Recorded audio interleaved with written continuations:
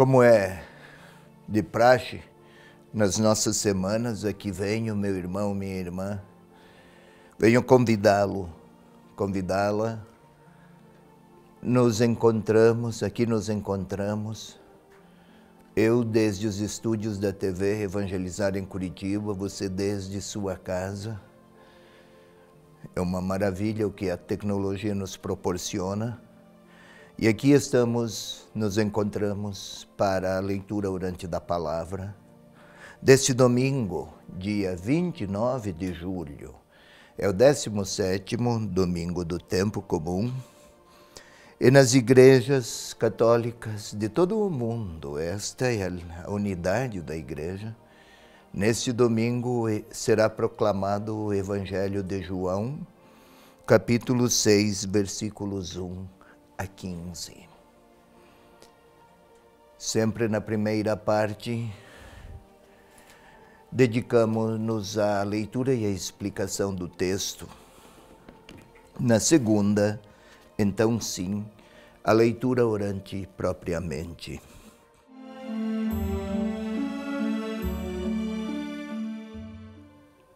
Começo pela leitura.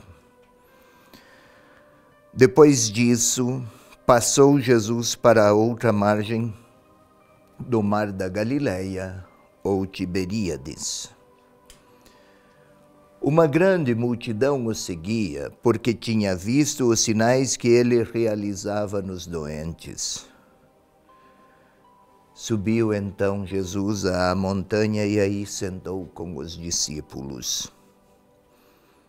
Estava próxima a Páscoa, a festa dos judeus. Levantando Jesus os olhos e vendo a grande multidão que a ele acorria, disse a Felipe: onde arranjaremos pão para eles comerem? Ele falava assim para pô-lo à prova, porque sabia o que faria. Respondeu-lhe Felipe: 200 denários de pão não seriam suficientes para que cada um recebesse um pedaço. Um de seus discípulos, André, irmão de Simão Pedro, lhe disse: há aqui um menino que tem 5 pães. 5 pães de cevada e 2 peixinhos. Mas o que é isso para tantas pessoas? Disse Jesus: fazei que se acomodem. Havia muita grama naquele lugar. Sentaram, pois, os homens, em número de 5.000 aproximadamente. Tomou Jesus os pães e, depois de dar graças, distribuiu-os aos presentes, assim como com os peixinhos, tanto quanto queriam. Quando se saciaram, Jesus disse aos seus discípulos: recolhei os pedaços que sobraram para que nada se perca. Eles os recolheram e encheram 12 cestos cheios, com os pedaços dos 5 pães de cevada deixados de sobra pelos que se alimentaram. Vendo o sinal que fizera, aqueles homens exclamavam: este é verdadeiramente o profeta que deve vir ao mundo. Jesus, porém, sabendo que viriam buscá-lo para fazê-lo rei, refugiou-se de novo, sozinho, na montanha. É esta a palavra, meu irmão, minha irmã, para este 17º domingo. João, capítulo 6, versículos 1 a 15. Vamos à explicação.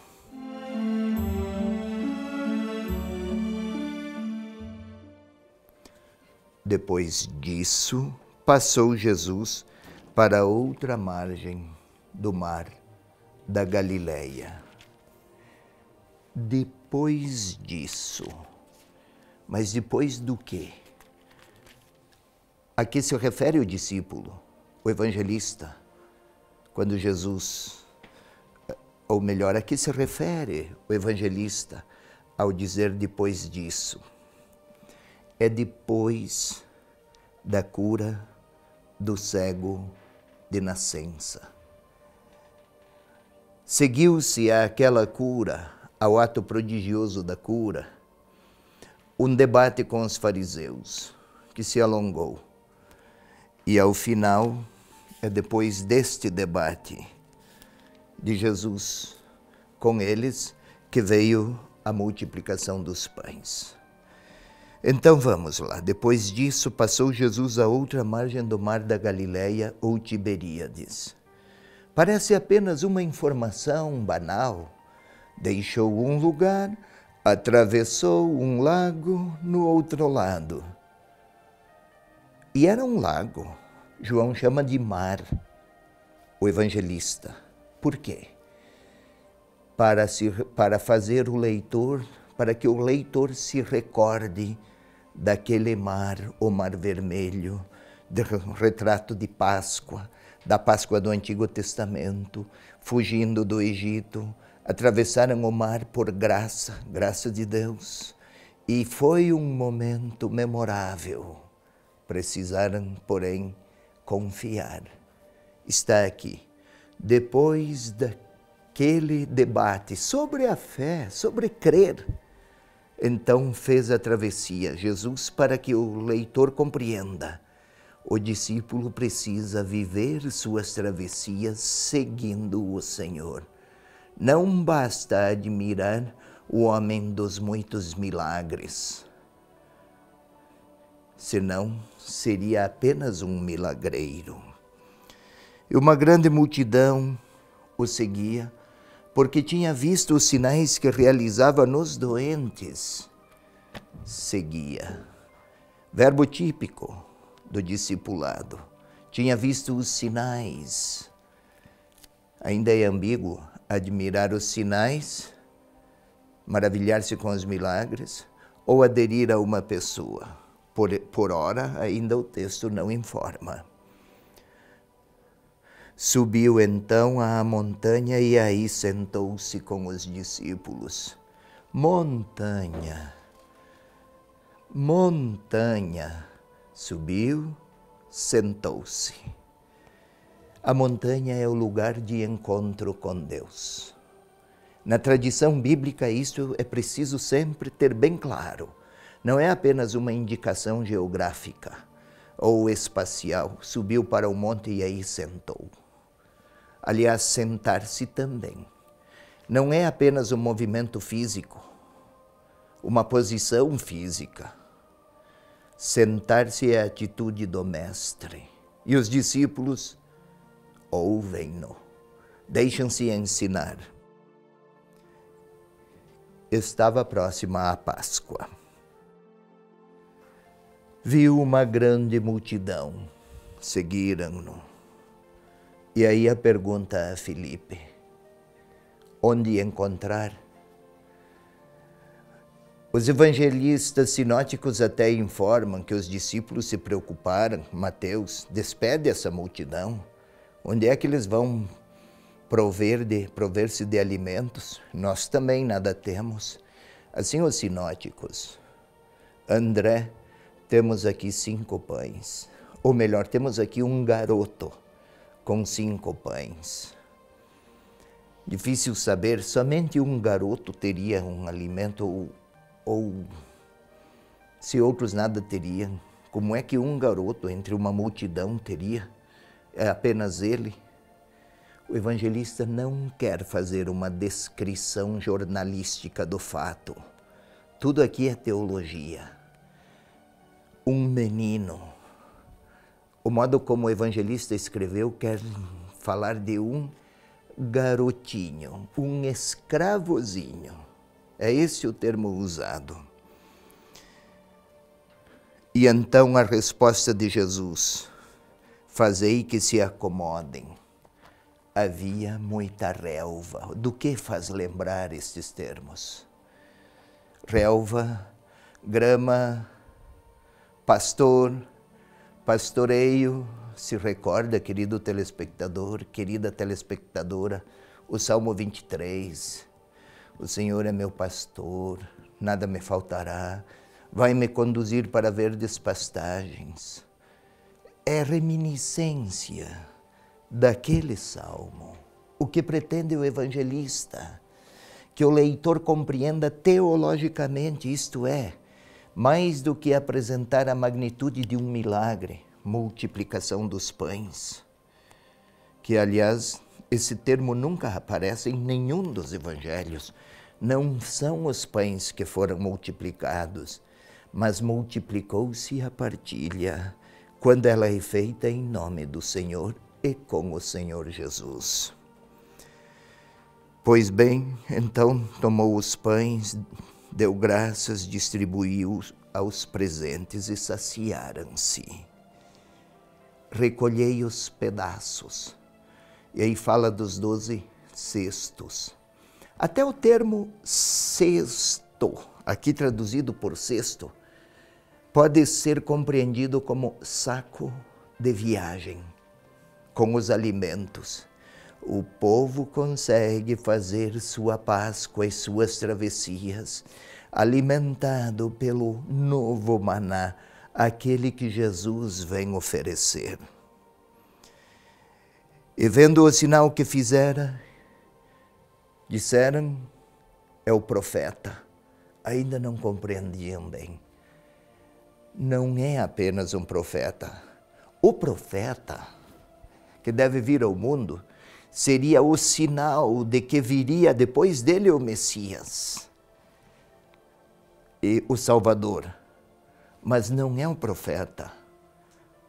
É o próprio Salvador. E queriam fazê-lo rei. Refugiou-se de novo sozinho na montanha. Jesus não veio multiplicar milagres, prodígios, grandezas que lhe assegurassem fama e poder. Não está em busca das ambiguidades glorificadoras da história. Ele veio oferecer algo que transcende quaisquer critérios de glórias humanas. Refugiou-se na montanha. De novo, montanha, lugar de encontro com Deus. Para ouvir a voz de Deus é preciso retirar-se, recolher-se.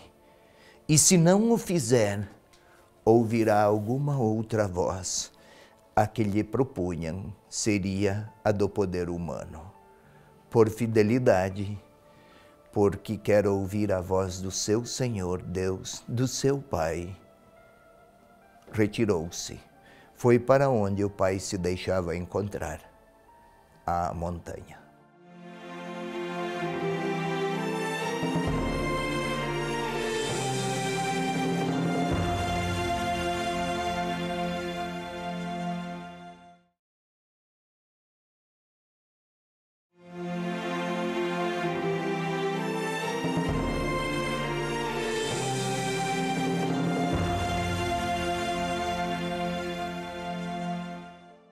Meu irmão, minha irmã, vamos para a segunda parte da nossa leitura orante do Evangelho desse 17º domingo do tempo comum. É João 6, 1 a 15.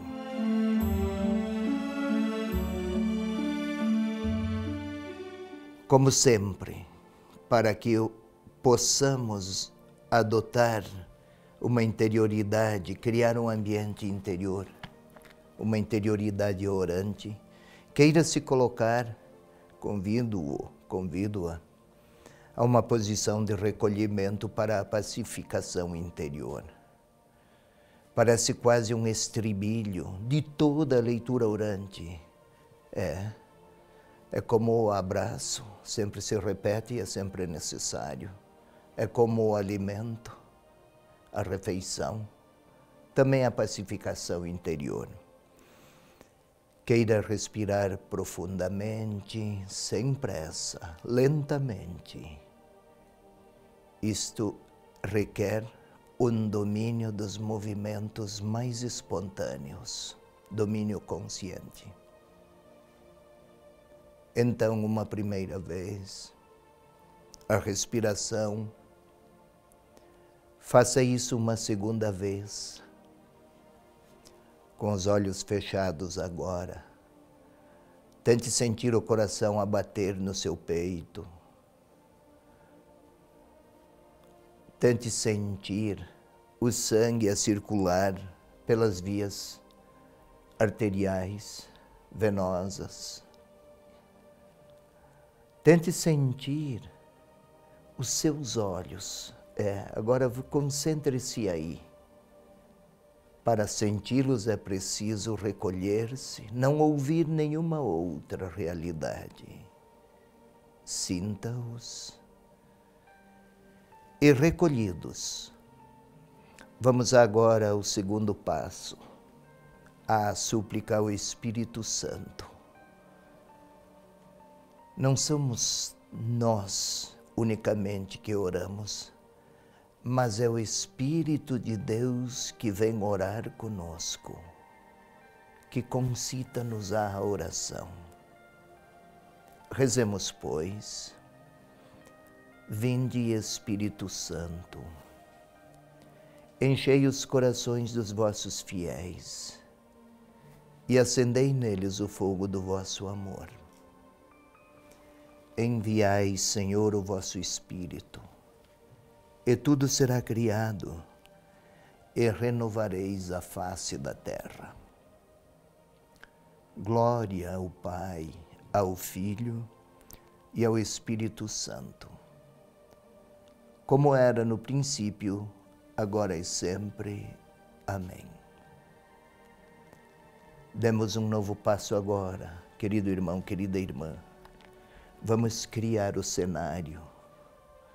Vamos olhar para aquele conjunto de cenas e de pessoas. É um olhar com a imaginação. É reler o texto. Porém, agora não lê-lo nas suas letras, mas nas suas imagens. Vamos lá?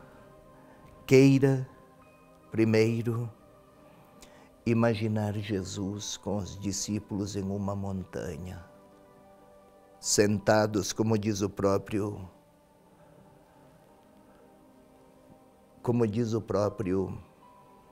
evangelista. Jesus foi à montanha, sentou-se com os discípulos.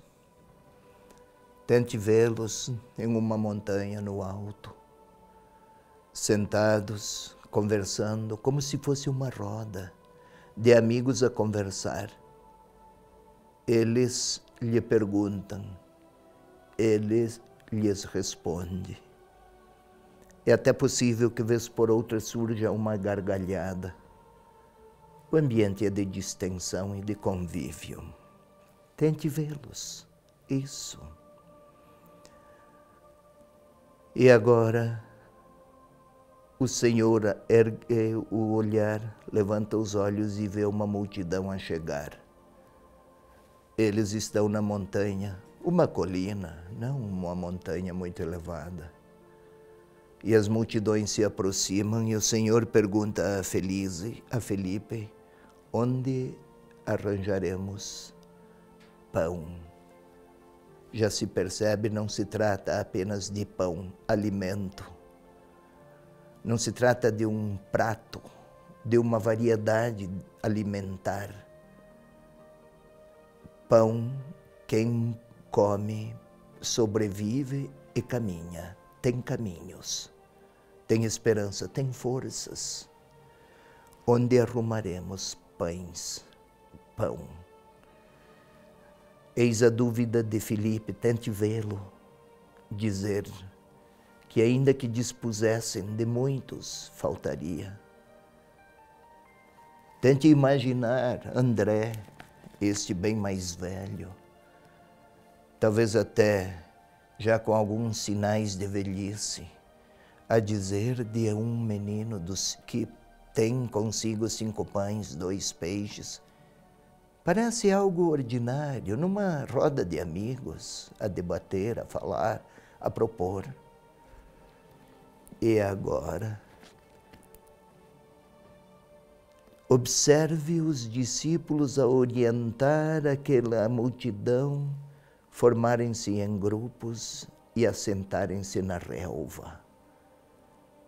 Expliquei na primeira parte, a relva faz lembrar pastagens, e o Salmo 23, o Senhor é meu pastor, conduz-me para pastagens verdes, águas puras, descanso. Eis o Senhor a pastorear o seu povo. Tente olhar para o Senhor, a tomar aqueles 5 pães, dar graças. Olhar para o céu, era assim que faziam os judeus nas refeições. Agradeciam a Deus pelo alimento disponível. E está o Senhor também a fazer isso para uma multidão. A quantidade é escassa.